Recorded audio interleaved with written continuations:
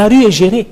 La rue est gérée. La rue n'est pas pour tout le monde. La rue est gérée par l'État. Donc, si vous obstruez notamment à la circulation des personnes pour des manifestations, il faut avoir nettement une déclaration. Donc, il faudrait que les Camerounais s'habituent à respecter les lois et la réglementation. Aujourd'hui, on veut les faire passer pour des martyrs. Non. Il faudrait que nous sachions que l'État est géré, le Cameroun est géré et qu'il faut respecter l'ordre établi. Après vous, André Luther, Engelbert Lebon d'Achua, pour vous, ces arguments justifient le maintien en prison de vos camarades politiques? Je suis très choqué de tout ce que je viens d'entendre. Je suis extrêmement choqué. Parce que je sais que de là-bas, ils sont en train de nous écouter. Mais je me demande bien ce qu'ils sont en train de penser de vous en ce moment. Monsieur Olivier Bibou-Nissak a été arrêté à son domicile devant femme et enfants. Aujourd'hui, il est en train de comparaître dans une procédure de flagrant délit de terrorisme. Monsieur Alain Fogué a été arrêté devant le domicile du président national parce qu'il venait calmer certains militants qui ont appris que la maison du président national a été encerclée.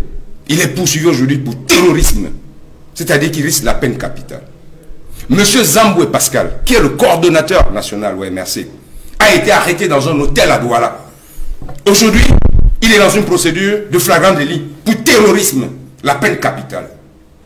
Vous avez décidé d'avoir le droit de vie et de mort sur les Camerounais. Mais ça ne va pas durer longtemps, M. Meka. Sentez-vous aise, parce que vous avez ce pouvoir-là aujourd'hui. Mais ça ne va pas durer longtemps. Vous pensez que vous aimez le Cameroun plus que Olivier Bibou-Nissak? Mais c'est qui les terroristes? C'est pas vous qui volez 180 milliards? C'est pas vous qui avez pour sport national tous les jours la prévarication? Vous pensez que vous aimez le Cameroun plus qu'Alain Fogué? Vous les appelez des terroristes, il y a la loi. Vous respectez quelle loi, monsieur? Vous respectez quelle loi? J'ai dit à un moment donné, ça va s'arrêter. Vous avez fait ça avec les anglophones? Ça a viré aujourd'hui au cauchemar. J'ai dit à un moment donné, ça va arrêter. Il faut arrêter avec ça. C'est plus de 147 Camerounais aujourd'hui. Des pères de famille, des mères de famille qui croupissent en prison. Parce que vous voulez pérenniser un pouvoir qui ne sert à rien aux Camerounais. Vous ne pouvez pas vous même payer de la loi, il faut la loi pour marcher. Quand vous marchez tous les jours, vous avez des autorisations, vous? Nous aimons autant le Cameroun que vous. On ne va cesser de vous le dire. Et je suis sûr que nous l'aimons mieux que vous. Vous ne pouvez pas, au nom de la contradiction, à chaque fois embrigader les gens. Mais vous prenez pour qui à la fin? Vous êtes plus Camerounais que nous? Dites-moi, monsieur. Monsieur Paul Biya pense qu'il est plus Camerounais que moi. Ce sont des invectives ou... Non, ce n'est pas des invectives. Monsieur, vous parlez aux Camerounais qui vous écoutent. Il faut qu'on sache si c'est un débat ou ce sont des invectives. Vous parlez aux Camerounais qui vous écoutent. J'ai dit, j'ai 147 amis politiques en prison qui écoutent monsieur Meka, traité de terroriste, machin, tout ça.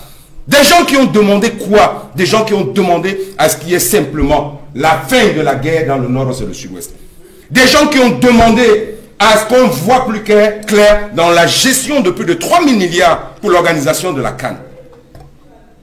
Et vous venez les traiter de terroristes. Parce qu'aujourd'hui, vous avez un pouvoir, dans un pédantisme, vous les appelez des terroristes.